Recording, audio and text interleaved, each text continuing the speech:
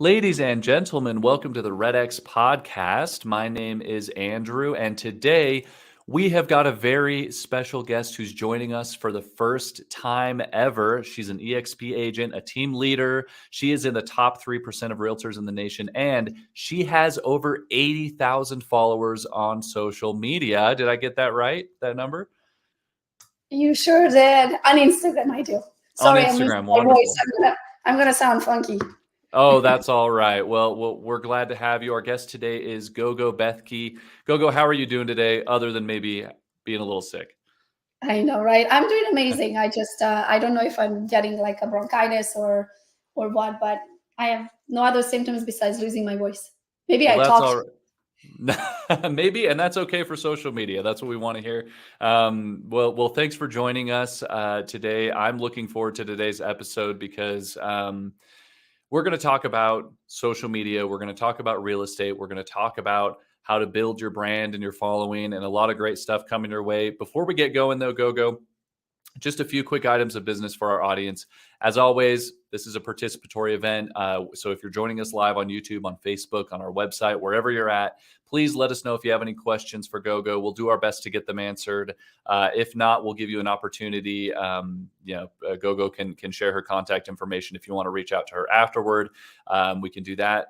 And then, as always, please like and subscribe on YouTube. Please follow us on Facebook, and you can get weekly notifications when we do new episodes of this podcast. So that's all we have for our audience here at the beginning of the show. Let's jump in, Gogo, and have you kind of tell your story. Tell us about yourself, how you got started in real estate, how you got to where you are today, and built that following. And then we'll get into some more tactical stuff. Oh, sounds good. So my real name is Gogo Bethke. I am Hungarian by nationality, all the way from Transylvania, Romania. I was 21 years old when I came to the US. I came by myself to chase my American dream. I came as an au pair, a live-in nanny. I met my husband right away in a bar, because where else do you meet a good man, right? So I moved in after 2 months. He got married after 4. I didn't get licensed in real estate until 2011. At the time, I was a stay-at-home mom, and watching HGTV, I thought, how hard can it be? Like, if they can do it, I can do it, right? So I got licensed, got a very quick reality check of like, oh, hold on a minute, where are these leads are going to come from? Who's going to buy a house from me? Because I didn't know anyone, right? And so I started researching of, I'm just sort of loser kind of by nature. I'm just created to hustle. It's what I enjoy doing, right? I hate losing. And so I figured, I'm like, okay, I have to get really good at this game, because very quickly I realized all of the different ways how some of the top producing agents were generating their leads at the time. And I realized none of those avenues I like or I can afford.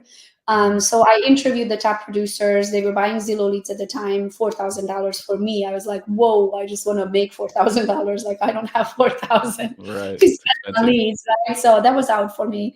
Then there was farming, an area which, again, after doing the research of the flyers and the postcards, and you have to send them at least 8 times before your brand registers in their mind, and yada yada. And I had a hard time wrapping my head around, how do you collect their information? Like, they have my information, but how do I collect their information, right? So farming was kind of out for me, because I didn't like the idea. Then I have to sit back and wait for them to raise their hand to dial me, right?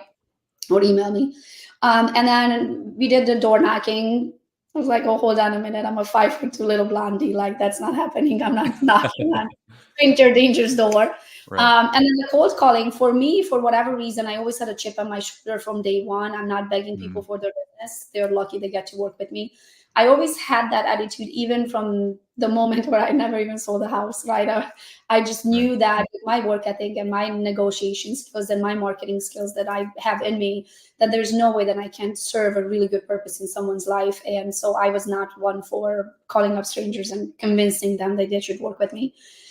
So after I did that process of elimination, I realized there isn't much that's left that I'm willing to do or afford to do. And then I said, okay, well, then who am I going to sell to or help them buy, right? And then or sell for and help them buy.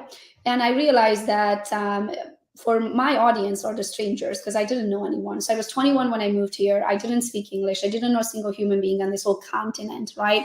Right. So it's really strangers. And I was like, okay, where are the strangers? And I was like, well, everybody and their mother is on Facebook and their grandmother. Mhm. I started Gogo's Real Estate on Facebook, and really all of my transaction, I have never bought leads. I've never been like a Zillow Premier Agent or whatever that's called. I use Zillow for the reviews because people Sure. check it out. Right. But so I figured out, okay, I'm going to use social media and do Mm. it organically, because I couldn't afford to run ads or anything like that. And through the years, I just really became super consistent at it. So I consider it my job. Mm. Right. So just like someone, when they're a cold caller, they're calling every morning from 7 to 11, me being a social media, that is my job. So I post about at least once or twice a day into my feed, and then about 15 to 25 times per day into my stories. So I'm Mm. very consistent. My home is Instagram. That's where I enjoy posting. I can do it with my eyes closed in 3 seconds, right, in 2 other Right. languages.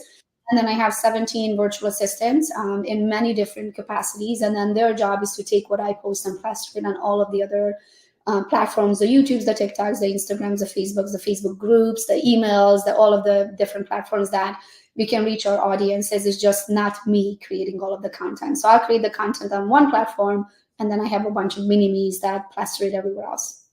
Amazing, amazing. And what's really impressive to me about that story, Gogo, is that you did this organically. I think a lot of people, when they get into social media, they'll, do a similar a page strategy like you mentioned. They already have a sphere of influence that they can kind of nurture.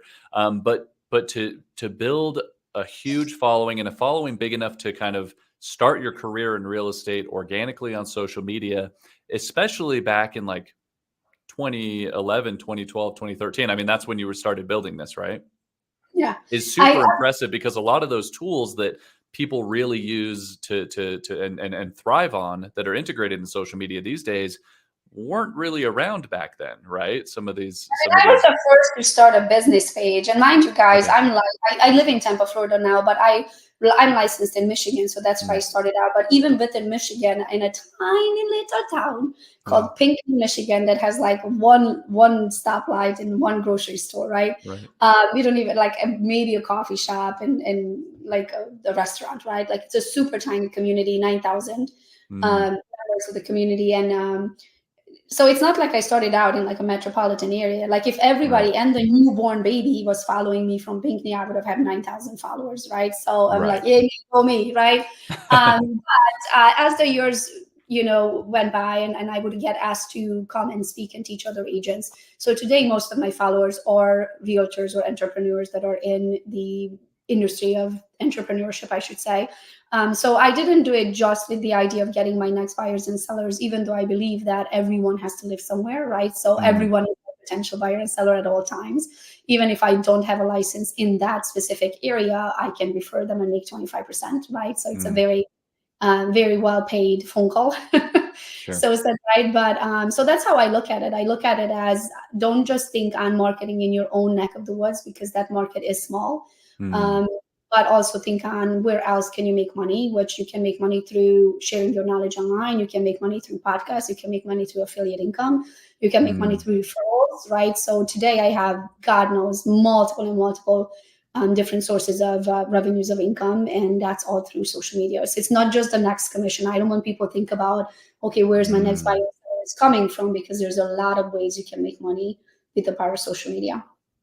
Interesting, interesting. And I think that's very important to note, because I think that a lot of people think about real estate, and even think about social media and real estate, through this commission-based lens, right? They just want that next commission. They just want that. But referrals is huge, right? People coming in or leaving your area, finding surrounding areas. I love that you mentioned, kind of affiliate relationships as other means of income, and all of that also feeds your following, right? And feeds kind of that organic growth. I'm sure that you didn't, with all those means of income, you didn't have to necessarily pay to get those going, to get those in your pocket. I'm sure a lot of it came from just kind of natural skill and building that following and ability. That's amazing, Gogo. I think that's a super powerful thing for people to hear, because again, there's this commission based mindset. it doesn't have to just be commissions. It can be other sources of income that are adjacent or even within the real estate community and I do industry, think right? people don't stop to really look at their businesses from a 10,000-foot view or slow down Mm, enough. There's so much in the rat race. They don't slow down enough to be like, okay, well, how else can I make money? So right. let's say it's standard that you take a 25% referral fee in the real estate industry, right? Let's say your average commission is $10,000. Well, Hmm. you can go and work for it yourself, right? And spend 10, 20, 30 hours a month on chasing that commission. Or you could make 4 phone calls at 25% each, and there's your 10,000 passive.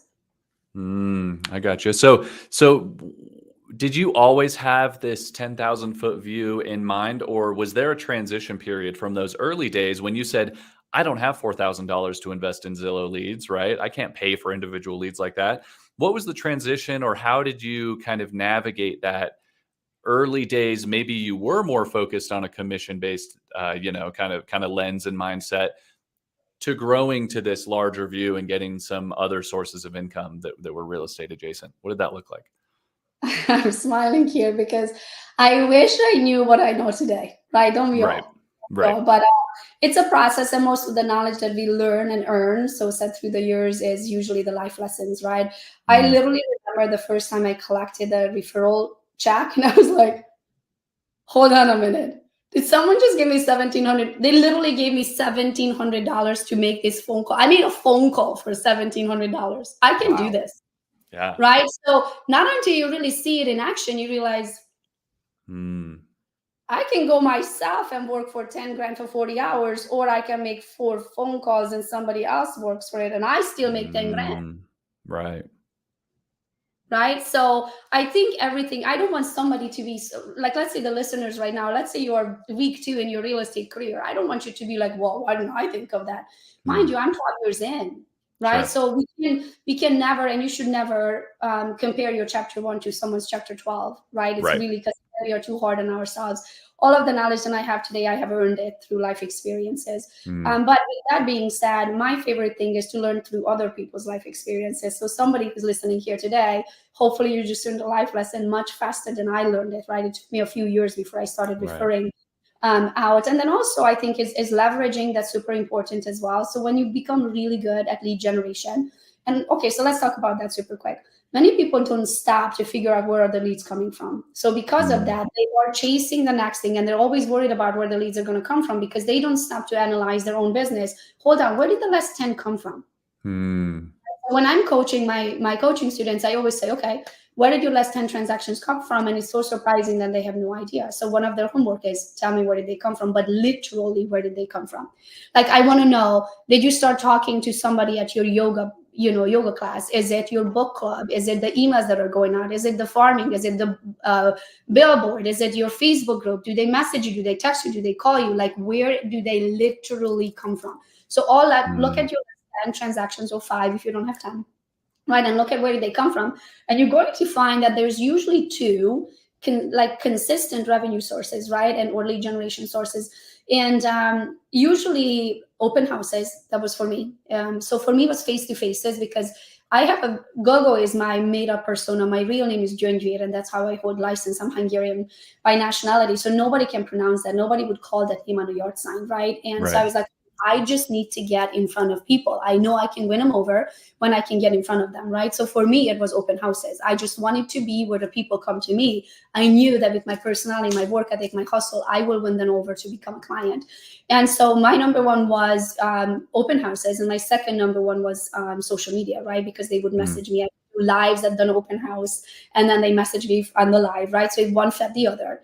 So I Right. want people to take the time to figure out where are you good at, because there's this quote, and I love to live my life by, that says, you never work a day in your life when you love what you do. Mm.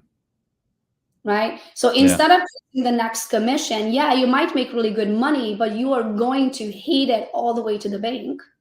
Mm. Versus stopping for a minute, taking a 10,000-foot view over your business, analyze it. What am I good at?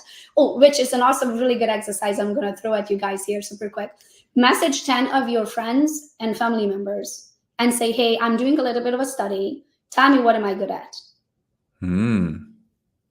Because here is what we're going to notice is that when we are really good at something naturally, we don't realize it because it comes so natural. Right, right. Right? It's just what we do. It's just how God created me to be. So I don't think about it twice, right? Mm, So when you ask your friends and family, the people who truly know you, you're going to get those messages back. You're like, oh, you think I'm good at that? Oh my gosh, I didn't even think about that. Yeah, I guess I am good at that because I do it all the time. It just comes natural, right? So that exercise and your past 10 clients exercise will show you what you're really good at. And then I want you to write a business plan for that specific thing for 2024. But mm, now some people will say, well, I just want to double my transactions.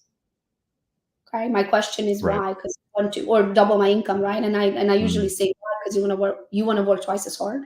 mm, Right? No, you don't want to double that, right? You might want to say, I made 100,000 this year and I want to make 200 this year. And you might took you 10 transactions to make 100, which is $10,000 a piece, right? We say, okay, well, that's a 300 some odd $1,000 property, right? How about if we up your property? How about you drive 20 minutes further to that gated community and start selling mm, $600,000 properties? And you just doubled your income and you still only sold 10 houses. You still only yeah. worked the same amount of time, but doubled your income. Right? So this is the reason why we need to slow down to analyze our business.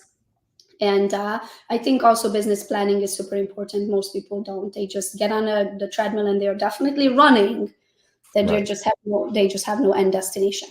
Yeah, and that is kind of a callback to what you said earlier. People looking forward without looking back, right? Because again, with this, as you mentioned, commission-based mindset, there you're so focused on getting that next paycheck. Because if you don't get that next paycheck, you can't pay your own mortgage, you can't feed your kids, you can't, buy food. I mean, it really is sometimes for a lot of people and a lot of agents a paycheck to paycheck business.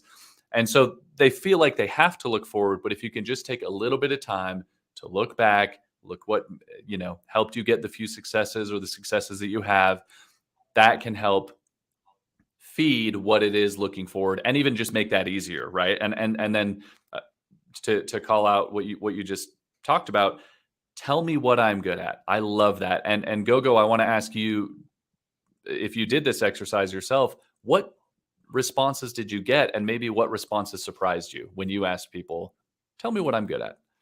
I've done mine so long ago, but a couple of them was people skills, right? Mm, Or one of them was people skills, and I didn't realize that that doesn't come natural to most. Because so here's the other thing. mm, Naturally, I'm an introvert. I like to call mm, myself a paid extrovert.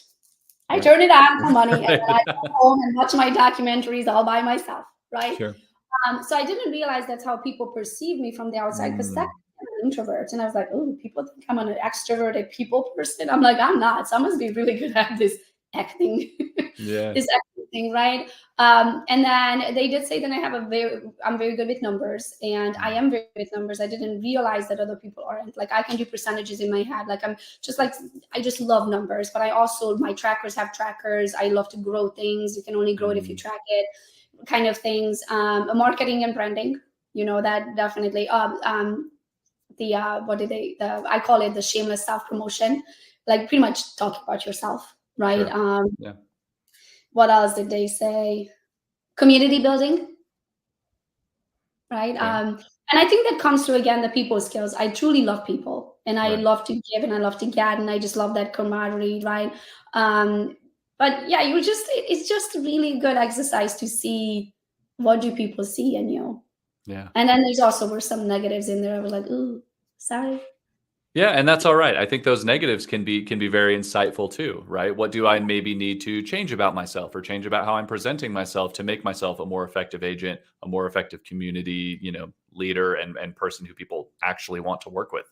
I love that. Yeah. I love receiving the positives that you didn't know about yourself and also reflecting on the negatives that people call out. I think could be very productive. That's amazing. I love that exercise. I hope everyone listening uses that as a powerful takeaway, and maybe uses that as, if they're not on social media, if they're not generating business through social media, uses that as the first exercise that they get, because I think even that exercise alone can help them stand out to those 10 people as someone who is introspective and is looking for ways to improve. I love that a lot. So with all of that, Gogo, and all of that is amazing. I asked you to give me a little bit of your background, and we went on this, whole journey of how people can look forward and look back and develop their career and a lot of good advice there. I want to kind of hone in on your social media strategy, right? Because 80,000 plus followers, that doesn't happen overnight. That's no easy feat, especially when that's organic. I think a lot of people maybe cheat these days and pay for followers or pay to build that following. And to have that just be organic is amazing. Um, do you have any tips, maybe the top three things or the first steps that you would tell a new agent who isn't on social media, who doesn't have a good following? How can they build their brand, build their following? What are just a few things that you would recommend, whether it's tools or strategies or, kind of daily actions that they might take? What would you recommend? So we have to start at the basics, then assuming that they really don't have it even started, right?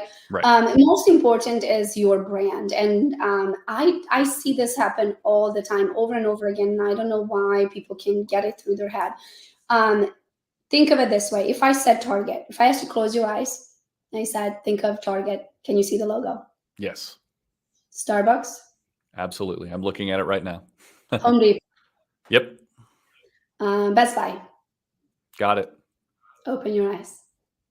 That's because their brand is exactly the same everywhere. It is the website, it's bestbuy.com. It is above the store when you walk into the store. It's on their flyer, it's in their mailer, it's their email, it's their yard sign, everything. Right. So sometimes what I see realtors do is that their website is Brighton'sFavoriteRealtor.com. Their social media is Jessica Smith Realtor. Their Instagram is Jessica Sells Homes. And I'm like, I have no idea if this is the same person. And most importantly, their profile photo is not the same if they have a Right. profile photo. So when we are talking about branding, the basics is the number one. Doesn't matter how much content you put out there to the world. If the people can't put two and two together, that person is the same person on YouTube that it is on Facebook, as it is on Instagram, it is the person that I just got an email from, you don't have a brand. Right. So number one, your name. Now, some websites like LinkedIn and Facebook, you can have two Gogo Bethkes on it, right? But you cannot do it on Instagram. So if Gogo Bethke is taken, too bad, so sad. Right? Same with the email, you can only have one. Same with the .com, you can only have one. You can't have two GogoBethke.coms. You can only have one. Right? So whatever your brand is going to be, you have to think hard on it. Also, some people put location in there. Right? What if you decide to get licensed in Florida and in Michigan? What are you going to do? Start a whole new brand for each state and then do marketing twice? What if you decide to get another state license? What if you decide to become a broker? Oh, gosh forbid you decide to start a team or a brokerage, right? So I believe that one person can do a lot of things. So number one, you should own your own name in all platforms, and then you should own the .com. So I would start my research with the .com and the Instagram, because those two platforms, you can only have one of each. Hopefully the name is available, go super quick, create the account, call it a day. Right? Then really think about, okay, after your name is available, then what is your real estate brand? Mine was Gogo's Real Estate. And then when I started a team, it was Gogo's Real Estate Team. Right? So it's super simple. I just added on a word. The brands stay the same. Our clients didn't feel a single thing. The only thing changed is that I'm not the only one doing the transactions anymore. Now I have help. Right? So number one is figure out the brand. Number two, you're going to have the same picture everywhere. Right? So I have the same yard sign, the same picture from the yard sign, the same picture of my email signature, is the same picture on the websites, is the same picture on my business card, is the same picture everywhere. This is why rebranding, if you're doing it right, it's super expensive. Right? Because you have to have the same everywhere, which means if you decide to change your profile photo on Facebook, oh, I need new business cards. Oh, I need new yard signs. Oh, I need new, right? So this is why you do it once and you do it right. And also very important that if you don't look like the person on the photo, then take a new photo. Right. That's huge. So if you are still running your high school prom photo and you're 64 years old, you have a problem. Right? So you have to stay true to your brand. People need to be able to recognize you at the grocery store. I remember the first time I looked absolutely hit after yoga class. And like hair in a bun, all sweaty, wintertime in Michigan, right? And I'm at Sephora. And this lady walks up to me in the aisle, and I'm thinking she works there, right? And she looks at me, she goes, "Aren't you that Gogo chick that sells real estate?" And I was like, how the heck did you recognize me? Like, I look like I looked hit really in that moment, but I realized I'm doing something right. A, she Right. recognized me. B, she knew my name. And C, she knew what I do for a living. So if she Mm. was a realtor, she could just Google that Gogo chick that sells real estate and she should be able to find me. So that is your goal with marketing online, is they need to know your name. You need to have brand and face recognition. That's why your image is the same everywhere. And you need to exist everywhere, because you don't know if they're going to find you on YouTube or TikTok or Instagram or Facebook or Sephora, right? But she would have not recognized me at Sephora if I didn't have a good online presence, right? Right. So that's very, very basic. So after you have your name and your .com figured out and you own it all, and the image figured out and you plastered it everywhere, right? Then now it comes down to, this is your job. This is your 9 to 5. Right? So you have to create content. So I create my content on Instagram, and then my team takes it from there and plasters it on all of the different platforms. Okay.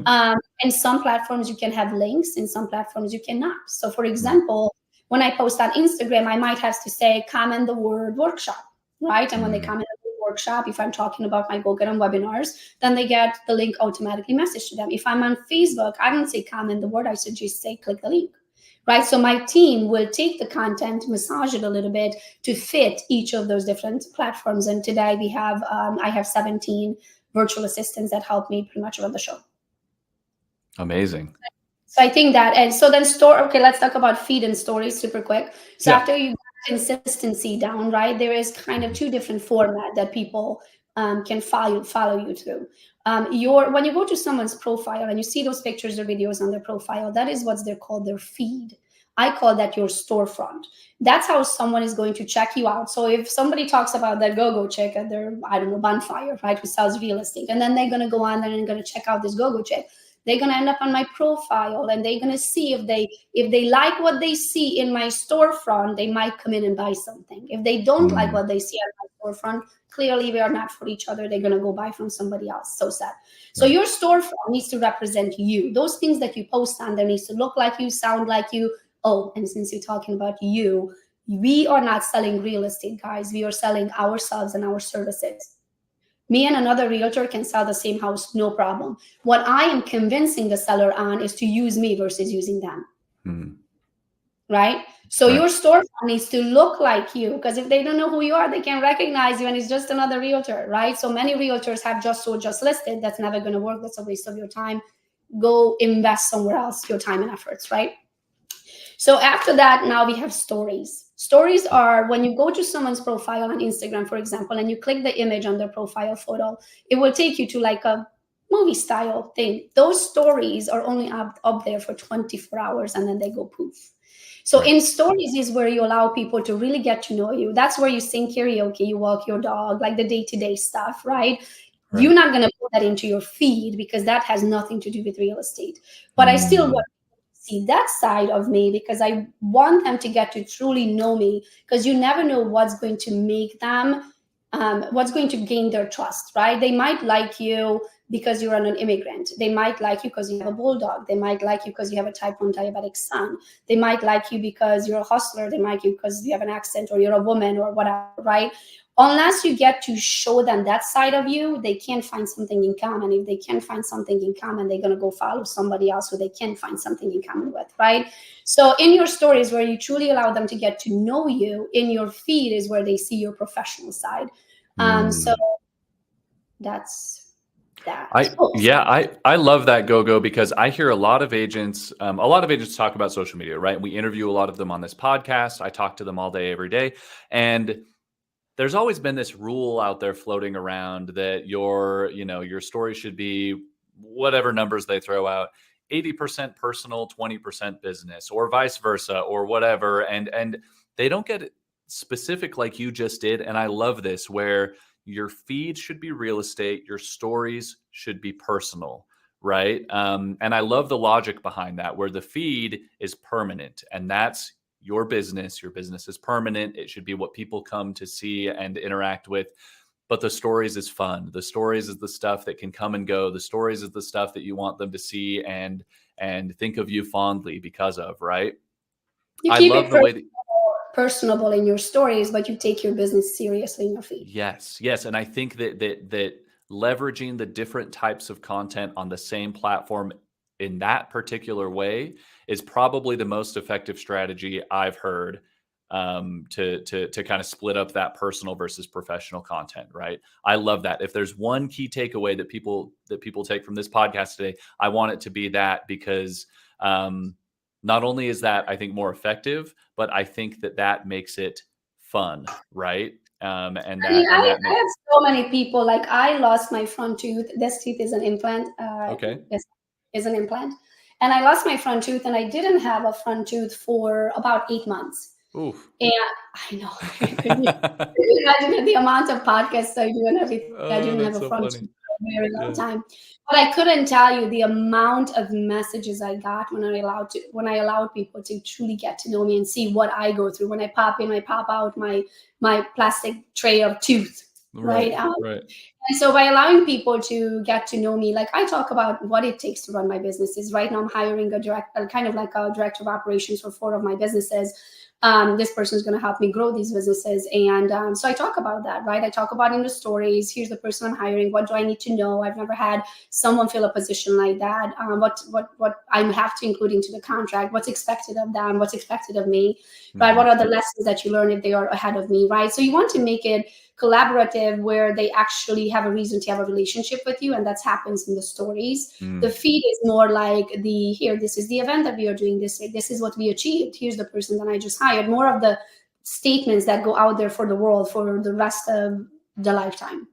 Right. And I do think that that's kind of how we've been trained to interact with content, right? When I go to Instagram and I'm looking to just be mindless and get some amusement, I go to the top and I just poke through everyone's daily stories, because I know that they're temporary, they'll be gone. But if I'm looking for information, if I'm looking for something of substance, if I'm looking to learn something or dig deep, I go to the feed, right? I Yeah, love that, Gogo. That's got it. incredible. Well, we're running low on time here, Gogo. Unfortunately, I think that we definitely need to have you back on the podcast to dive a little bit deeper into this, to explore some other topics. But um, before we go, if you have any final thoughts or any final advice that you want to leave with our audience, let's hit that, and then we'll wrap up today and have you back.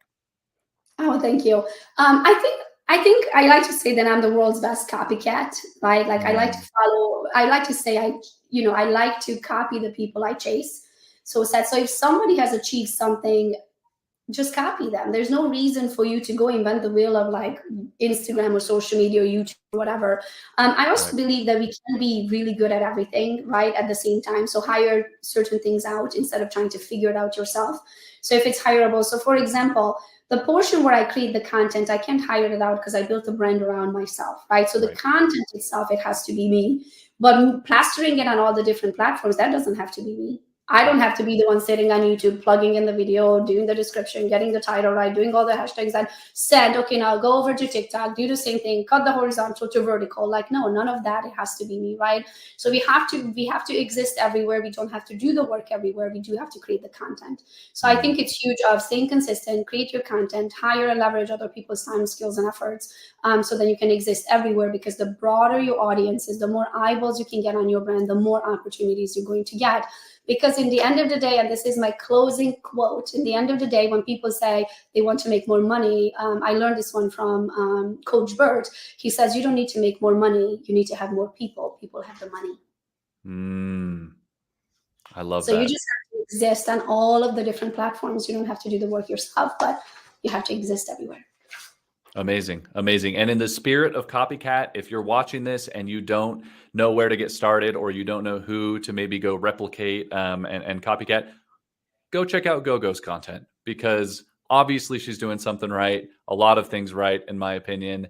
Go look at her Instagram, her YouTube, her Facebook, and kind of replicate some of her content, and use her as a foundation and someone, to use for inspiration to get started, is my advice. I hope you don't mind that I shamelessly plugged you there, Gogo, but I think that you're a great person to go to get started there. So Thank you so much. Yeah, you can find me under Gogo Bethkey or Gogo's Real Estate everywhere.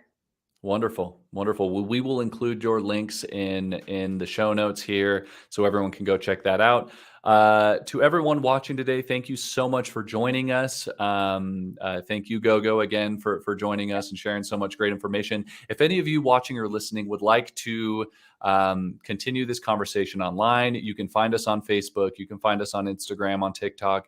Please go check out all those places. Just look for REDX, and please like and subscribe on YouTube. We go live every week, every Thursday at 1:30 Mountain Time, with amazing people like Gogo to help bring you the best advice and the best strategies in real estate. Again, thanks for watching. Thank you, Gogo, and we will see everyone next week. Thank you. Thank you See so ya. much. You bet. We'll see you.